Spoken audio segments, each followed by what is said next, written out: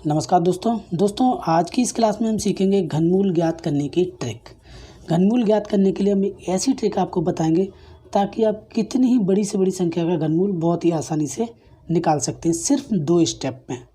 तो सबसे पहले हम क्या करते हैं, 1 से लेकर के 10 तक का जो घनमूल हमें पता होने चाहिए, इनको हम अच्छे से याद कर लेते हैं ताकि फिर आप किसी भी संख्या का जो है घनमूल बहुत ही आसानी से बता सकते हैं। अब इसमें दो स्टेप हम फॉलो करेंगे, 2 स्टेप में ही हम इसका आंसर बता देंगे। सबसे पहले हमें क्या करना है, इसके 3-3 के जोड़े बना लेते हैं। अपने दाहिने तरफ से 3-3 के जोड़े बना लेते हैं, ठीक है।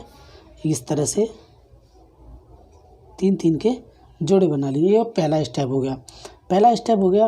और अब हमें क्या करना है, ये जो लास्ट का इकाई अंक है 7, हमें इस टेबल में ढूंढना है कि 7 किस में आ रहा है। 7 जो है किस में आ रहा है, तो 7 आ रहा है 3 में। तो सबसे पहले हम यहाँ लिखेंगे 3, ठीक है।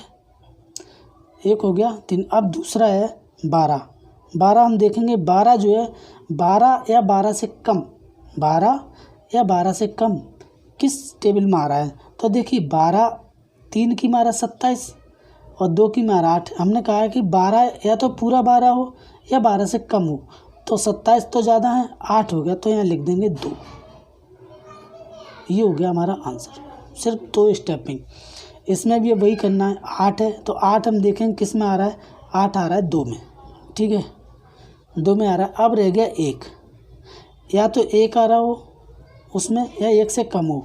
तो देखिए ये 8 है, 1 से ज़्यादा है, तो 1 रह गया, 1 में आ रहा है, तो हम यहाँ लिख देंगे 1। तो ये 12 का घनमूल है, ठीक है। अब देखिए अगला है 4 जो हमारा किस में आ रहा है, ये 4 64 इसमें आ रहा है, तो 64 4 लिखेंगे, 4 की लाइन में, तो 4 लिखेंगे यहाँ। अब रह गया 39 हम देखेंगे पूरा किस में आ रहा है या फिर 39 से कम वाला ले लेंगे। तो देखिए 64 है फिर 27 है, इन दोनों के बीच में आ रहा है, तो 64 ना लेकर के हम 3 लेंगे यहाँ पर, तो ये 34 का हो गया, ठीक, 34 का। तो अब इसमें देखते हैं 8 है कौन सी में, 8 तो 2 में आ रहा है, तो यहाँ 2 लिख देंगे, ठीक है। अब रह गया 74 देखेंगे हमारा किस में आ रहा है, 64 और 125, यानी कि इन दोनों के बीच में आ रहा है, तो ये बड़ा है, छोटा वाला हम ले लेते हैं 4। ये 42 हो गया इसका आंसर, ठीक